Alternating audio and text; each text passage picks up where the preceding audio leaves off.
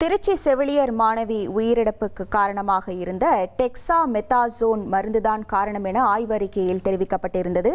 இந்த நிலையில் இந்த மருந்தை ஆய்வுக்கு உட்படுத்தப்படுகிறது. விவரங்களோடு இணைகிறார் நமது செய்தியாளர் தாய்மானவன்.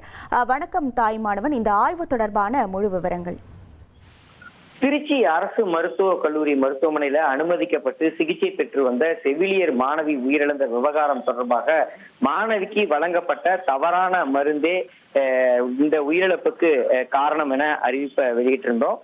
தகுதியற்ற மருந்தாக இந்த டெக்ஸாமெத்தாசோன் என்பது இருந்ததன் விளைவாக அந்த மருந்தினுடைய மாதிரிகள் ஆய்வகத்திற்கு அனுப்பப்படுவதாக இன்று காலையில செய்திகளை வெளியிட்டிருந்தோம்.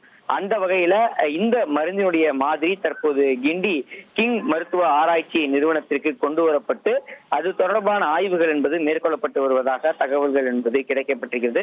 குறிப்பா சுகாதாரத்துறை அமைத்திருக்கக்கூடிய அந்த மருத்துவ குழுவினர் டெக்ஸாமெத்தாசோன் மருந்தால செவிலியர் மாணவி உயிரிழந்திருக்க கூடும் என ஆய்வறிக்கையில தெரிவித்ததன் அடிப்படையில மருந்தின் தன்மை குறித்து ஆய்வு செய்வதற்காக அந்த மருந்து தற்போது எடுத்து வரப்பட்டிருக்கிறது.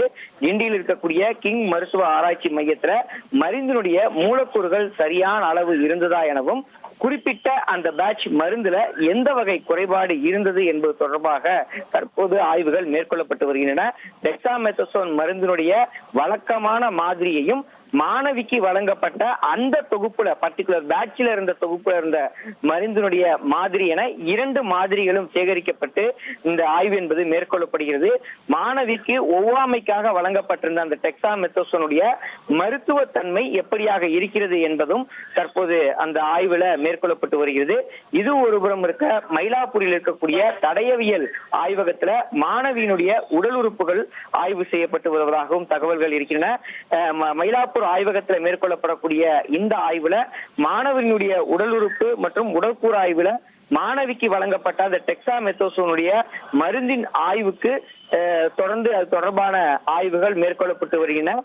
தொடர்ந்து 2 ஆய்வுகளை பொறுத்துத்தான் மாணவிக்கு வழங்கப்பட்ட மருந்தின் தன்மை எப்படியாக இருந்தது, உண்மையிலேயே டெக்ஸாமெத்தாசோன் என்ற வழங்கப்பட்டிருந்த அந்த மருந்துல ஏதேனும் குறைபாடு இருந்ததா என்பது தொடர்பான விவரங்கள் தெரிய வரும் என எதிர்பார்க்கப்படுகிறது.